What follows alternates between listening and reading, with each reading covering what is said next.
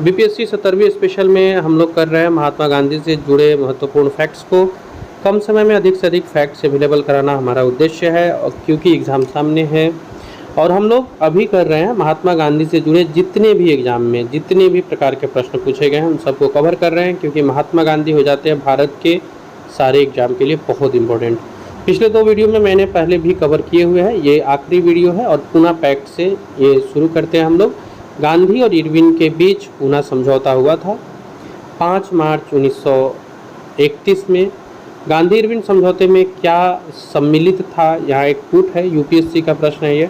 तो इसमें round table conference में भाग लेना था, केवल उन्हीं कैदियों की रिहाई जिन पर हिंसा का अभियोग नहीं था। तो 1, 2 और 4 ये था, ये सही उत्तर हो जाएगा। गांधी इरविन समझौते पर हस्ताक्षर 1931 में हुए। ये समझौता कब हुआ था? 1931 में 5 मार्च 1931 को इरविन और गांधी समझौता हुआ था। तो ये लगातार करके इस तरह से पूछा जाता है। गांधी इरविन समझौते के हस्ताक्षरित होने में, हाँ ये थोड़ा सा डिफरेंट है, किसने महत्वपूर्ण भूमिका अदा की थी ये आपको गांधी इरविन समझौते के हस्ताक्षरित होने में। तो गांधी इरविन समझौते के बीच जो एग्रीमेंट हो रहा है, जो हस्ताक्षर हो रहा है, इसमें एक महत्वपूर्ण भूमिका तेज बहादुर सप्रू जी की थी। अब नेक्स्ट चैप्टर है सांप्रदायिक पंचाट एवं पूना पैक्ट। गांधी इरविन के बाद किसने सांप्रदायिक अधिनिर्णय या कम्युनल अवार्ड की घोषणा की थी? तो ये रैमजे मैकडोनाल्ड है। यूपीपीसीएस में का ये प्रश्न है, लेकिन ये प्रश्न तकरीबन सारे एग्जाम में पूछे गए हैं। सांप्रदायिक पंचाट बोलिए, कम्युनल अवार्ड बोलिए, सांप्रदायिक अधिनिर्णय बोलिए, ये रैमजे मैकडोनाल्ड के समय से हुआ। रैमजे मैकडोनाल्ड के सांप्रदायिक पंचाट के द्वारा पहली बार एक पृथक निर्वाचक समूह बनाया गया था। ये किन के लिए बनाया गया था? तो याद रखिएगा, ये अछूतों के लिए बनाया गया था सांप्रदायिक पंचाट। अगला है एसर्सन रीजनिंग है। एसर्सन है, ब्रिटिश सरकार ने अगस्त 1932 में सांप्रदायिक पुरस्कार की घोषणा की, जो कि सही है। इसके तहत प्रत्येक अल्पसंख्यक समुदाय के विधानमंडल में कुछ सीटें सुरक्षित की गई, ये भी सही है, यानी ए और आर दोनों सही है, और ए का सही स्पष्टीकरण भी आर है, तो इसका उत्तर हो जाएगा ए। मैकडोनाल्ड के सांप्रदायिक पंचाट ने किसे पृथक चुनाव एवं आरक्षित सीटें आवंटित नहीं की थी? तो याद रखिएगा, बौद्धों को नहीं मिला था, बाकी मुसलमान, सिख, अनुसूचित जाति इन सबको मिला था। महात्मा गांधी ने पहला आमरण अनशन कब प्रारंभ किया था? तो एक कम्युनल अवार्ड के समय इन्होंने ये इस समय जरवदा जेल में थे और वहीं से इन्होंने घोषणा की थी कि ये आमरण अनशन करेंगे अगर ये मामला शॉर्ट आउट नहीं करती है सरकार। तो इस तरह से अगर भारत में लोगों को जातियों में, वर्गों में अलग अलग किस्म से बांटा गया। तो अगस्त 1932 में ब्रिटिश प्रधानमंत्री ने दलितों के प्रतिनिधित्व संबंधी योजना बनाई और इसके खिलाफ आमरण अनशन किया था गांधी जी ने। किस जेल से? तो यरवदा जेल से।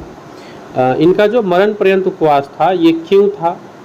तो ये रैमजे मैकडोनाल्ड के सांप्रदायिक पंचाट के कारण था। अब है सांप्रदायिक अवार्ड और पूना पैक्ट में दलितों के लिए कितनी सीटें थी? तो देखिए, सांप्रदायिक अवार्ड में 71 और पूना पैक्ट में 147 सीट दलित वर्गों के लिए थी। ये प्रश्न कई बार बीपीएससी ने पूछे हुए हैं, या तो सांप्रदायिक अवार्ड या पूना पैक्ट से। तो याद रखिएगा 71 और 141। पूना पैक्ट का संबंध दलित वर्ग से है और इसका उद्देश्य था दलित वर्गों को प्रतिनिधित्व देना।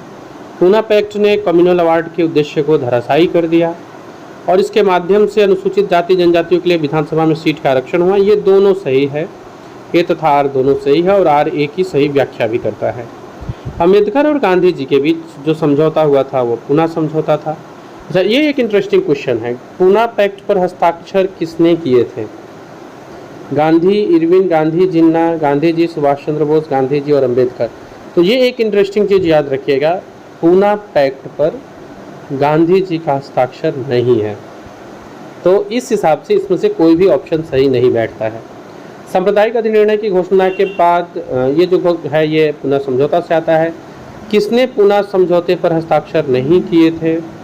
तो इसका सही उत्तर हो जाएगा M.K. गांधी, यानी मोहनदास करमचंद गांधी। इन्होंने पूना समझौते पर हस्ताक्षर नहीं किया था। 1932 में पूना पैक्ट के बाद हरिजन सेवक संघ की स्थापना हुई थी।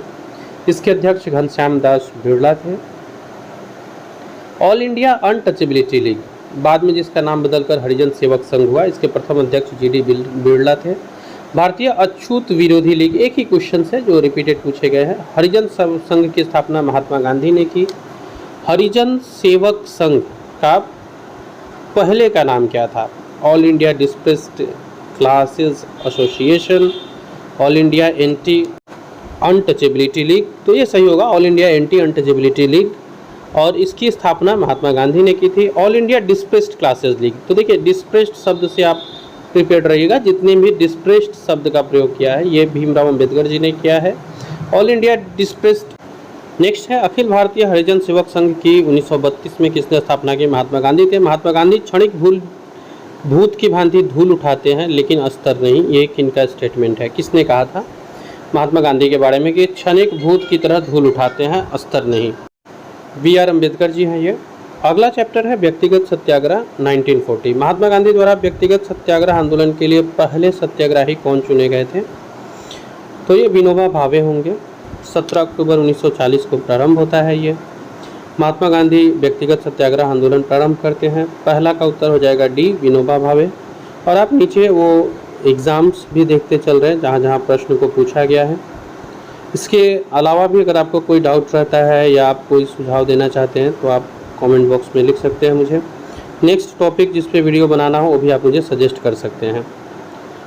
महात्मा गांधी द्वारा वर्ष 1940 में प्रारंभ किए गए व्यक्तिगत सत्याग्रह के तीसरे सत्याग्रही कौन थे? तो ये ब्रह्मदत्त थे और ये बीपीएससी ने पूछा हुआ है। विनोबा भावे पहले सत्याग्रही हैं और इसी को बार बार करके रिपीटेड है। दूसरा का बात आता है तो पंडित जवाहरलाल नेहरू है, ये यूपीएससी प्रीलिम्स का क्वेश्चन है। 68वीं बीपीएससी में था। 1940 में विनोबा भावे ने व्यक्तिगत सत्याग्रह कहाँ से शुरू किया था? इन्होंने महाराष्ट्र से शुरू किया था। सर्वोदय शब्द का प्रयोग सबसे पहले महात्मा गांधी जी ने किया। अक्टूबर 1940 में गांधी जी ने कुछ चुने हुए लोगों द्वारा सीमित सत्याग्रह का आह्वान किया था। यह सत्याग्रह इसलिए सीमित रखा गया ताकि ब्रिटेन के युद्ध प्रयास को ठेस पहुँचे। तो इसमें दोनों में कौन सा कथन सही है या गलत है? तो पहला जो कथन है 1940 में गांधी जी ने चुने हुए लोगों द्वारा, ये सही है, लेकिन जो दूसरा कथन है वो असत्य है। इस तरह से उत्तर हो जाएगा डी। नेक्स्ट चैप्टर है भारत छोड़ो आंदोलन, जो कि बहुत इंपॉर्टेंट है एग्जाम की दृष्टि से। 6 जुलाई 1942 को वर्धा में महात्मा गांधी ने कांग्रेस की कार्यकारी समिति में भारत छोड़ो आंदोलन की चर्चा की थी।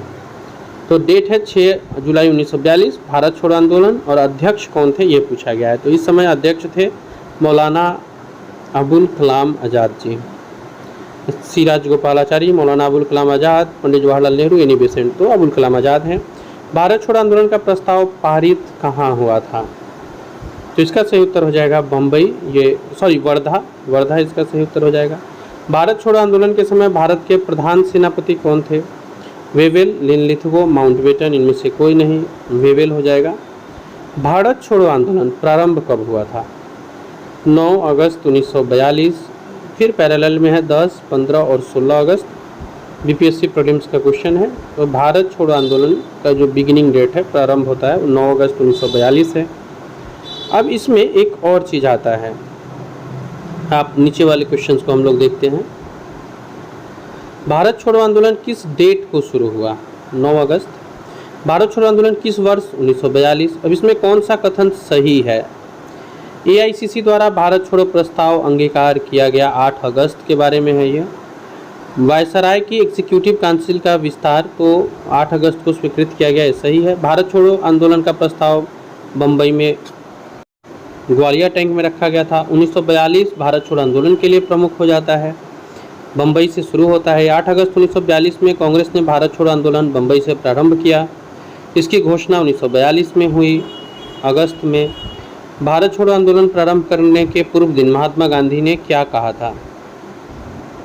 तो देखिए पहला और दूसरा तो इन्होंने नहीं कहा था, ये एक याद रखिएगा। केवल भारत छोड़ो आंदोलन ऐसा रहा है जिसमें इन्होंने पद छोड़ने के बारे में बात नहीं की है। जैसे सरकारी कर्मचारी त्यागपत्र दे दे, सैनिक अपना पद छोड़ दे, ऐसा नहीं कहा। हम भारत को या तो आज़ाद करेंगे या आज़ादी के प्रयास में दिवंगत होंगे। ये किस आंदोलन से जुड़ा है? ये मोर और लेस वही वर्ड है, करो या मरो, भारत छोड़ो आंदोलन से जुड़ा हुआ है ये। और इसी समय में करो या मरो का नारा महात्मा गांधी देते हैं। तो ये प्रश्न भी कई बार पूछा गया है, करो या मरो का संबंध किस आंदोलन से है? तो ये भारत छोड़ो आंदोलन से है। गांधी जी का करो या मरो का आह्वान था भारत छोड़ो आंदोलन के दौरान। भारत छोड़ो आंदोलन किसकी प्रतिक्रिया में प्रारंभ हुआ था? तो ट्रिप्स प्रस्ताव के। बलदेव सहाय ने महाधिवक्ता के पद से त्याग पत्र दे दिया था, कब? तो ये भारत छोड़ो आंदोलन के दौरान ही बलदेव सहाय ने महाअधिवक्ता के पद से 1942 में त्याग दिया था। भारत छोड़ो आंदोलन का नेतृत्व कौन कर रहे थे? तो एक तो इसमें मिलता है आपको कि भारत छोड़ो आंदोलन का हर जगह से हर लोग ही कर रहे थे, लेकिन यहाँ पे क्योंकि ऑप्शन में अम्बेडकर जी है, जवाहरलाल नेहरू, महात्मा गांधी, वल्लभ भाई पटेल, तो महात्मा गांधी हो जाएंगे लीड करते हुए। 1942 के भारत छोड़ो आंदोलन के बारे में कौन सा कथन सही नहीं है? इसका नेतृत्व महात्मा गांधी द्वारा किया गया। यह एक अहिंसक आंदोलन था, यह एक स्वतः स्फूर्त आंदोलन था। तो ए और सी जो है वो सत्य नहीं है। निम्नलिखित में से किन पार्टियों ने भारत छोड़ो आंदोलन का समर्थन नहीं किया? तो ये हिंदू महासभा, कम्युनिस्ट पार्टी और यूनियनिस्ट पार्टी, ये तीनों ने इसका समर्थन नहीं किया था, याद रखिएगा। भारत छोड़ो प्रस्ताव का समर्थन करने वाले कौन थे? तो इसमें डॉक्टर राजेंद्र प्रसाद हैं, सरदार वल्लभ भाई पटेल हैं, इन्होंने इसका समर्थन किया था। भारत छोड़ो प्रस्ताव प्रस्तावित हुआ था और इसका आलेख बनाया था। इसका ड्राफ्टिंग किसने किया था भारत छोड़ो प्रस्ताव का? तो ये ड्राफ्टिंग करने वाले थे महात्मा गांधी। ये नारा यूसुफ मेहर अली का है, भारत छोड़ो का नारा यूसुफ मेहर अली का है। ये जब आंदोलन प्रस्ताव पारित हुआ था उस समय कांग्रेस के अध्यक्ष मौलाना अबुल कलाम आज़ाद थे। भारतीय राष्ट्रीय कांग्रेस के लगातार 6 वर्षों तक अध्यक्ष अबुल कलाम आज़ाद रहे, क्योंकि बीच में विश्व युद्ध के कारण चेंज हो नहीं रहा था, तो लगातार ये रहे थे। बिहार केसरी के नाम से जाने जाते हैं और भारत छोड़ो आंदोलन में सक्रिय रूप से भाग लिया था। ये नेता कौन है? तो बिहार केसरी के नाम से श्री कृष्ण सिंह को जानते हैं, इन्होंने भारत छोड़ो आंदोलन में सक्रिय रूप से हिस्सा लिया था। भारत छोड़ो आंदोलन क्रिप्स के प्रस्ताव से भारतीय के नैराश्य का फल था, जापानी आक्रमण की धमकी का, और एआईसीसी द्वारा अगस्त 1942 में प्रस्ताव पारित करना, यानी 1, 2 और 4 भारत छोड़ो आंदोलन का परिणाम हुआ। 1, 2 और 4 ये सही उत्तर है। 33 का भी हो जाएगा। नेक्स्ट क्वेश्चन पे आते हैं। भारत छोड़ो आंदोलन के समय कांग्रेस रेडियो का प्रसारण उषा मेहता जी ने किया। कमेंट बॉक्स में बताइएगा। अभी हाल ही में एक मूवी बनी थी इनके ऊपर, उस फिल्म का क्या नाम था? भारत छोड़ो आंदोलन के दौरान खुफिया रेडियो किसने प्रारंभ किया? तो ये उषा मेहता है। अब उषा मेहता जो है भारत छोड़ो आंदोलन के दौरान गुप्त कांग्रेस रेडियो चलाने के लिए जानी जाती है, बेला से चला रही थी ये, और इसमें नियमित रूप से राम मनोहर लोहिया कार्यक्रम प्रस्तुत करते थे। बकरी का टापू में अखिल भारतीय आज़ाद दस्ता का गठन किसने किया था? भारत छोड़ो आंदोलन के दौरान बकरी का टापू, इसमें जयप्रकाश नारायण ने किया था। भारत छोड़ो आंदोलन के समय इंग्लैंड के प्रधानमंत्री चर्चिल। अमेरिकी पत्रकार जो महात्मा गांधी के भारत छोड़ो आंदोलन के दौरान उनके साथ था, लुई फिशर है। महात्मा गांधी का जीवनीकार लुई फिशर एक अमेरिकी पत्रकार है। महात्मा गांधी के जीवनीकार लुई फिशर का संबंध भारत छोड़ो आंदोलन से है। महात्मा गांधी का जीवनीकार के रूप में कई बार इनके प्रश्न पूछे गए हैं लुई फिशर के।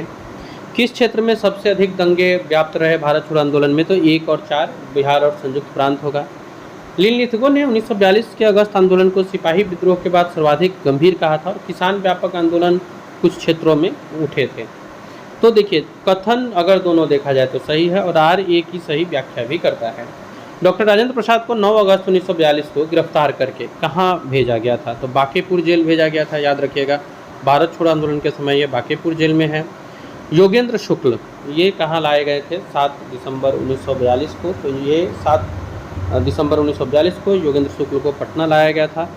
जगत नारायण लाल की पत्नी श्रीमती रामप्यारी है। भारत छोड़ो आंदोलन के संदर्भ में महात्मा गांधी को कहाँ बंदी बनाया गया था? तो इसका सही उत्तर होगा भारत छोड़ो आंदोलन के समय महात्मा गांधी बम्बई, मद्रास, कलकत्ता, शायद नई दिल्ली था। कमेंट बॉक्स में आप बताइएगा कहाँ बंदी बनाया गया था। महात्मा गांधी द्वारा उनके सहयोगियों की तथा उनके सहयोगियों की धरपकड़ से बिहार में बहुत दंगे हुए, इससे रेल सेवा पूर्ण रूप से ठप हो गया। तो सबसे अधिक प्रभावित जिला मुंगेर था। जयप्रकाश नारायण को राष्ट्रीय स्तर के नेता की पहचान किस आंदोलन ने दिलाई थी? ये भी एक इम्पोर्टेंट क्वेश्चन है। तो जयप्रकाश नारायण को राष्ट्रीय स्तर के नेता की पहचान किस संदर्भ में मिली थी? तो सही उत्तर हो जाएगा, इन्होंने भारत छोड़ो आंदोलन के समय राष्ट्रीय नेता के रूप में पहचान प्राप्त किया। किस त्यौहार के अवसर पर ये भागे थे? तो दीपावली था और ये जेल से भागे थे उस दिन, हजारीबाग जेल से जयप्रकाश नारायण भागे थे। भारत छोड़ो आंदोलन के दौरान जेल से फरार होकर भूमिगत गतिविधियां प्रारंभ किया था जयप्रकाश नारायण ने। गंगाराम तथा खिमदेव नामक 2 भाई भारत छोड़ो आंदोलन के दौरान शहीद हुए थे। भारत छोड़ो आंदोलन से संबंधित नहीं है कौन? तो शांति घोष जो है ये संबंधित नहीं है। मातंगनी हाजरा, कनकलता बरुआ, अरुणा अशरफ अली, ये तीनों भारत छोड़ो आंदोलन से जुड़े हुए हैं। भारत छोड़ो आंदोलन से लोगों को जागृत करने और सहायता दिलाने में सफलता मिली। करो या मरो के नारा लोगों के मन में प्रवेश कर गया। सही है, ये दोनों ही लाइन सही है और RA का सही स्पष्टीकरण भी है। राष्ट्रीय स्वयंसेवक संघ 1942 के भारत जोड़ो आंदोलन से अलग रहा। इसका विचार था कि इस आंदोलन से भारत की स्वतंत्रता में देर होगी। देखिए, पहला लाइन तो सही है, लेकिन देर होगी ये गलत है, ये सत्य है। और नीचे दिए गए कथनों पर विचार करना है। अगेन असर्शन रीजनिंग है। ब्रिटिश सरकार के पक्के सहयोगी की तरह कार्य किया था जिन्ना ने। ए और R दोनों सही है, इसमें RA की सही व्याख्या भी करता है। अरुणा अशरफ अली किस भूमिगत क्रियाकलाप की प्रमुख महिला संगठक थी किस स्वतंत्रता संग्राम के दौरान? तो भारत छोड़ो आंदोलन के दौरान अरुणा अशरफ अली सक्रिय रूप से भूमिगत कार्य कर रही थी। किस एक आंदोलन के साथ अरुणा अशरफ अली जुड़ी थी? भारत छोड़ो आंदोलन है। भारत छोड़ो आंदोलन में समानांतर सरकार, बहुत इंपॉर्टेंट क्वेश्चन है, कहाँ कहाँ स्थापित हुआ था? सतारा, बलिया, हजारीबाग, मेरठ, ये है। तो देखिए, भारत छोड़ो आंदोलन के समय में तामलुक, जो कि बलिया जिला में है, सतारा, ये दो जगह हैं जहाँ समानांतर सरकार का गठन हुआ था। बंगाल के मिदनापुर जिले में जातीय सरकार की स्थापना 1942 में हुई थी। भारत छोड़ो आंदोलन के दौरान उत्तर प्रदेश के बलिया में समानांतर सरकार की स्थापना हुई।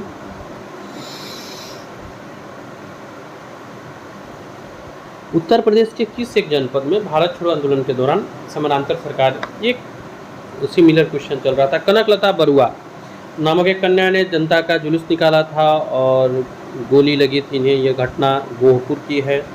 भारत छोड़ो आंदोलन भारतीय राष्ट्रीय आंदोलन की प्रकृष्ठा थी और इसके पश्चात शक्ति हस्तांतरण की प्रक्रिया की खोज की समय का तकाजा था। तो A और R दोनों सही है और इसकी व्याख्या भी करता है।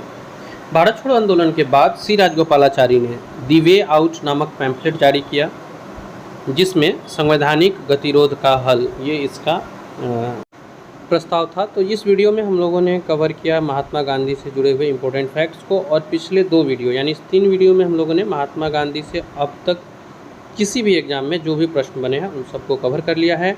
फिलहाल इस वीडियो में इतना ही। ऐसे ही इंपॉर्टेंट वीडियो के लिए जुड़ जाइए हमसे। चैनल पे पहली बार आए हैं सब्सक्राइब करना मत भूलिएगा और ऐसे लोगों के साथ शेयर भी कर दीजिएगा। मिलते हैं हम लोग अपने अगले इंपॉर्टेंट वीडियो में।